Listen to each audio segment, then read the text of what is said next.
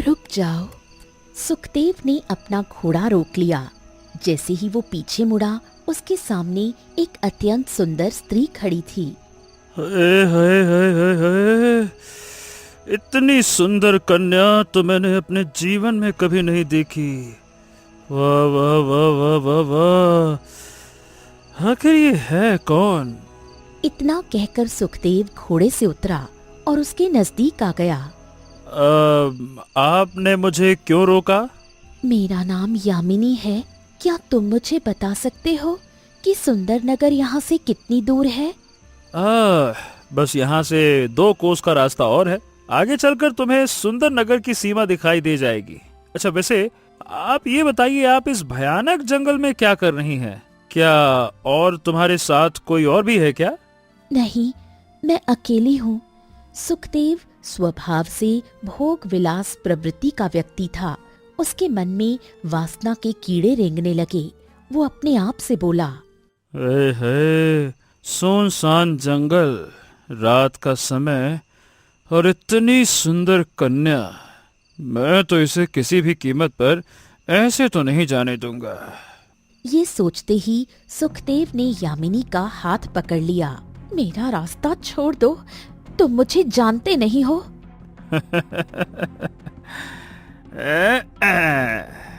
अरे, अब तो मैं दुनिया छोड़ सकता हूँ, लेकिन तुम्हें नहीं छोड़ सकता।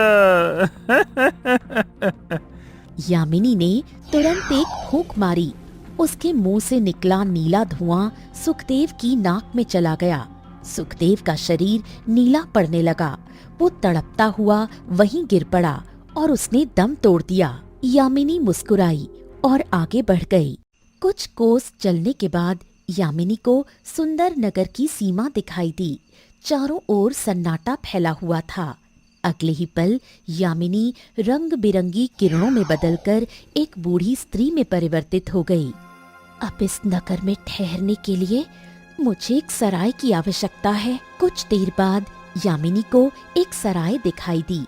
वो सराय के अंदर चली गई। सराय के भीतर एक नवयुवक बैठा था। नवयुवक ने बूढ़ी स्त्री के रूप में यामिनी को देखा। मैं एक मुसाफिर हूँ।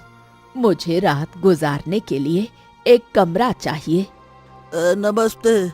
देखिए, मेरा नाम हरिया है।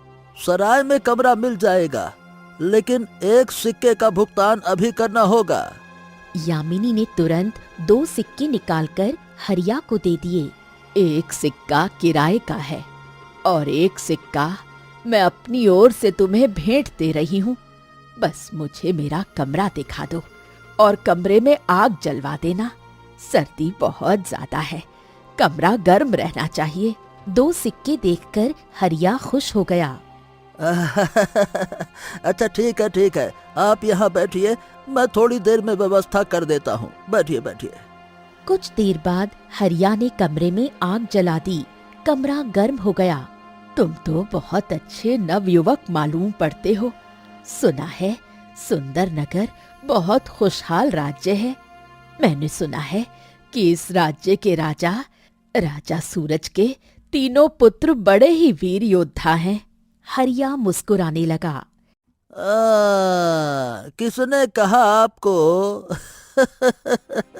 कि राजा सूरज के 3 पुत्र वीर योद्धा हैं?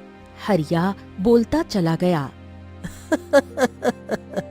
देखिए, ऐसा है, राजा सूरज का बड़ा पुत्र राजकुमार भैरव, अरे वो तो एक क्रूर राजकुमार है। उसकी एक आंख फूटी हुई है। उसकी बदसूरती के कारण कोई भी उससे विवाह नहीं करता। कोई भी कन्या उसे घास तक नहीं डालती है और वो अक्सर एक तालाब के किनारे वृक्ष के सामने बैठकर आने जाने वाली कन्याओं को घूरता रहता है। राजा सूरज का दूसरा पुत्र राजकुमार बलदेव, वो तो एक नंबर का अय्याश राजकुमार है।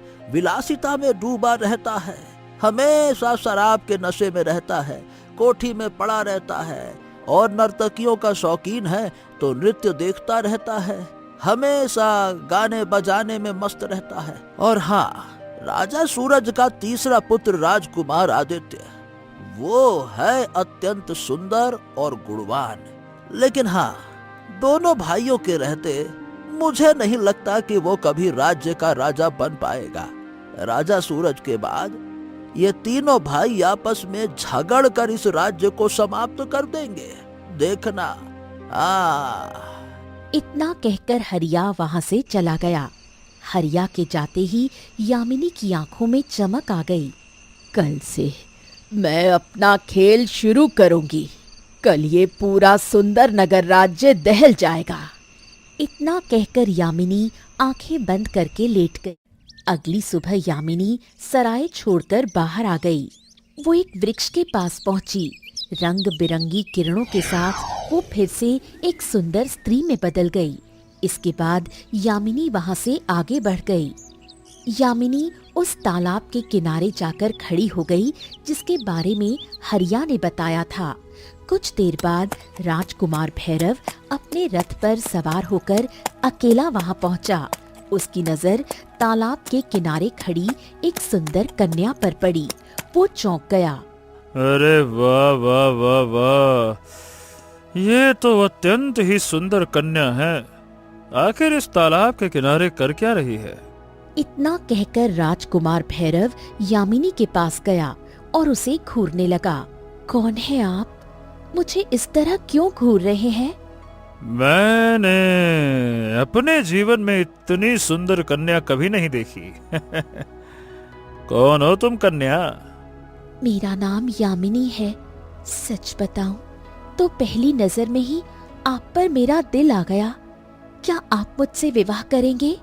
ये सुनकर राजकुमार भैरव स्तब्ध रह गया। हैं? हैं? मुझे तो विश्वास ही नहीं हो रहा है कि तुम्हारी जैसी सुंदर कन्या मुझे विवाह का प्रस्ताव दे रही है। अरे मैं भला कैसे इनकार कर सकता हूँ? ये बताओ, क्या मैं तुम्हारा हाथ पकड़ के देख सकता हूँ? क्यों नहीं, आपकी जो इच्छा हो कर सकते हैं। इतना कहकर यामिनी भैरव के करीब आई। उसने एक फूंक मारी। यामिनी के मुंह से निकला नीला धुआं जैसे ही राजकुमार भैरव के चेहरे से टकराया, अगले ही पल उसका शरीर नीला पड़ने लगा।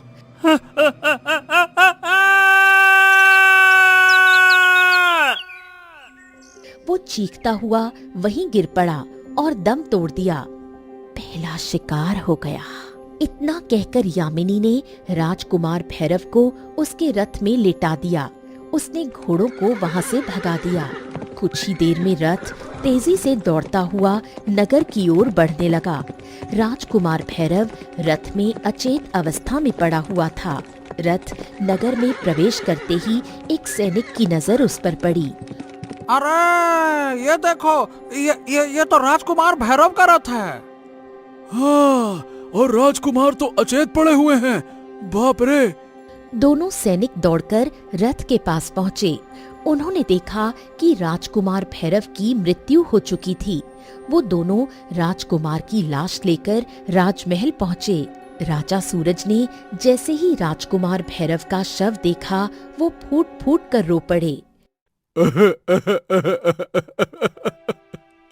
हे भगवान, हे भगवान, मेरे जवान पुत्र को किसने मार डाला? एक सैनिक गहरी सोच में पड़ गया।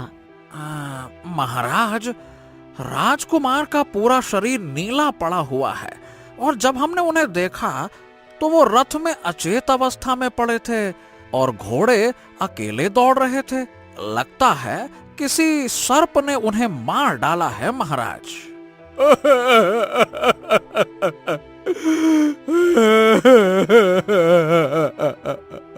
राजा सूरज और भी जोर से रोने लगा। कुछ समय बाद राजकुमार भैरव का अंतिम संस्कार कर दिया गया। कुछ दिन ऐसे ही बीत गए। कुछ दिनों बाद राजा सूरज का दूसरा पुत्र राजकुमार बलदेव अपने महल के बगीचे में बैठा था। हाँ, चलो अच्छा हुआ भैरव मारा गया। अब राज सिंहासन तक पहुंचने का रास्ता और आसान हो गया। चलो इसी खुशी में किसी सुंदरी का नृत्य देखा जाए।